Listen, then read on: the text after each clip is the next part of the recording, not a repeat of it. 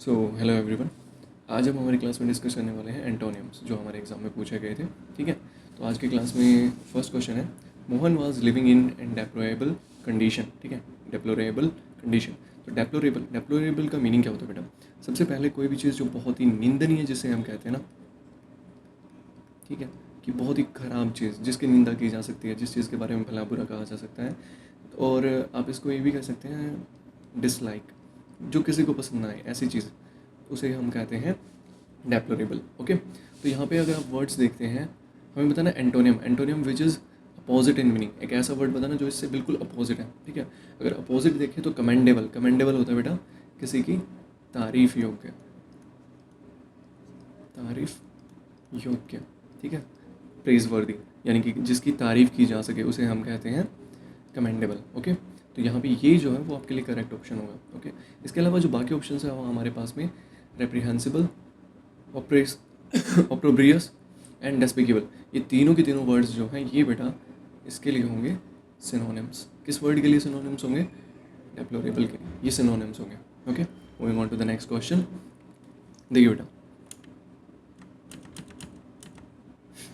These exercises will counteract the efforts of stress and tension. जब भी आपको counter word नजर आता है तो काउंटर वर्ड का मीनिंग होता है किसी भी चीज़ के अपोजिट होना। तो यहाँ पर भी सेम मीनिंग होगा बेटा। अगर आप मीनिंग की बात करते हैं तो टू अपोज, किसी चीज़ का विरोध करना, दैट इज़ कॉल्ड अपोज। ठीक है बेटा। ओके, अगर आप यहाँ इसके एंटोनियम की बात करें, ठीक है, कि किसी चीज़ का विरोध करना, लेकिन किसी चीज़ को कंटिन्यू करना, किसी चीज़ को चलते रहने देना। ठीक है, और यानी कि किसी चीज़ को बढ़ा देना, यहाँ पर हमने रोक दिया ना, बट किसी चीज़ को बढ़ा देना, दैट इज़ एग्जैसरबेट। एग्जैसरबेट का मीनिंग जो होता है ना बेटा, एग्जैसरबेट का मीनिंग होता है टू इंटेंसिफाई, ठीक है, और एम्पलीफाई, टू एम्पलीफाई। या बट ये जो इंटेंसिफाई या एम्पलीफाई करना होता है ना, ये नेगेटिव सेंस में होता है। तो हम इसे ये भी कह सकते हैं टू वर्सन, किसी सिचुएशन को और भी ज़्यादा ख़राब कर देना। ठीक है, वो कहलाता है एग्जैसरबेट। और वहीं पर अगर हम बात करें कि फॉइल की, तो फॉइल का मीनिंग होता है बेटा टू फेल, किसी चीज़ का विफल हो जाना। ठीक है, एंड थ्वाट, थ्वाट का मीनिंग होता है बेटा टू स्टॉप,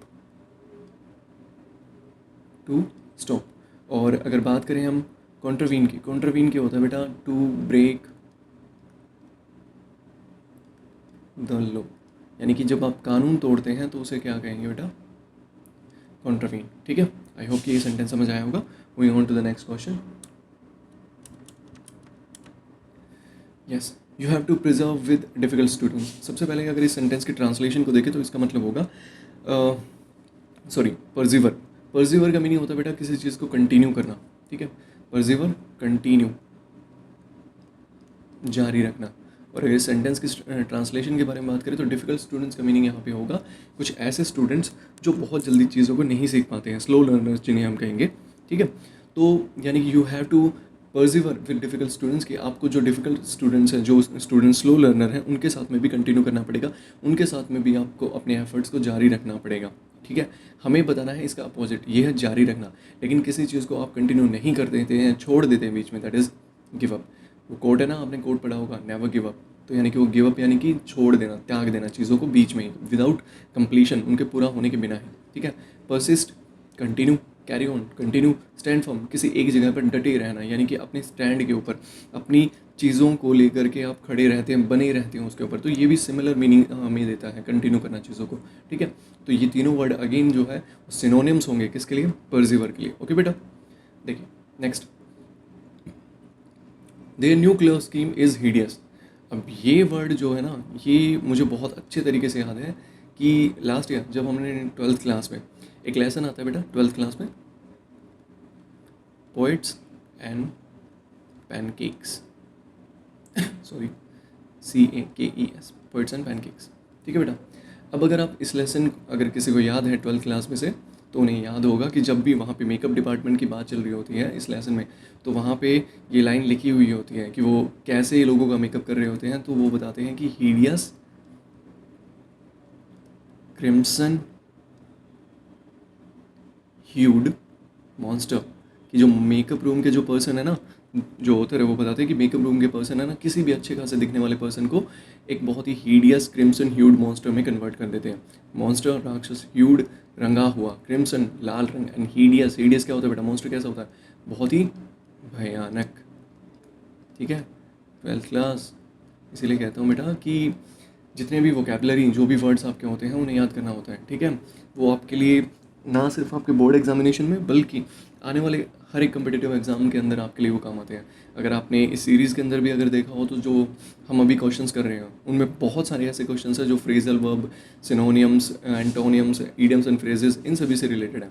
तो इसीलिए जो चीज़ें अभी आप पढ़ रहे हैं ना, उनमें से भी बहुत सारे वर्ड्स हैं जो बार बार रिपीट होते रहते हैं, और जो अभी हमने किए हैं वो भी ऐसे वर्ड्स हैं जो रिपीट हो चुके हैं, बट हाँ ये वर्ड ऐसा है जिसको बार बार डिस्कस किया गया था तो इसीलिए मुझे याद रहा अच्छे से। ओके, तो देखो हीडियस का मीनिंग होता है बेटा भयानक, ठीक है, बहुत ही अनप्लीजिंग। ठीक है, नेगेटिव सेंस है। और अपैलिंग का मीनिंग क्या होता है बेटा, सेम, डराना। ठीक है, अब ब्यूटीफुल जो है ना वो होता है बेटा बहुत ही प्यारा, किसी चीज़ का खूबसूरत होना। तो यहाँ पे आपके लिए एंटोनियम कौन सा वर्ड हो जाएगा बेटा, beautiful. This is the correct option. Okay, moving on next, grotesque. Grotesque क्या होगा बेटा, तो ग्रोटेस्क होता है किसी चीज़ का बहुत ही कुरूप होना, यानी कि अगली होना, दिखने में बहुत ही अगली होना। एंड मैकबर, मैकबर होता है बेटा किसी चीज़ का unpleasant, unpleasant and resulting in death, and resulting in death. ठीक है, unpleasant and resulting in death, तो उसे कहते हैं हम मैकबर। ठीक है बेटा, ये आपके वर्ड्स थे। Next, the last word, everywhere we they go they squander their earnings. Squander, squander होता है बेटा किसी चीज़ को आप ये कह सकते हैं बर्बाद करना। ठीक है, वेस्ट करना चीज़ों को, जनरली हम किस में कंसिडर करते हैं, time and money. Time and money को वेस्ट करना, उसके लिए हम यूज़ करते हैं वर्ड स्क्वेंडर। तो इसके लिए जो फ्रीटर अवे है वो इसका सिनोनिम होगा, स्प्लर्ज वो भी इसका सिनोनिम होगा बेटा। स्क्वेबल, स्क्वेबल होता है बेटा स्क्वेबल होता है क्वेरल, झगड़ा करना।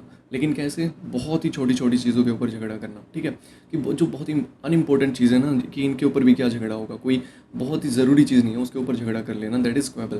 तो ये तो बर्बाद करना है, लेकिन चीज़ों को मैनेज कर लेना वो इसका अपोजिट हो जाएगा बेटा।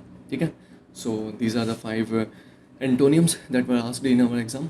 सो आज की क्लास हम यहीं पे ओवर करते हैं, और 1-2 क्लासेस के अंदर हमारा ये पेपर कंप्लीट हो जाएगा।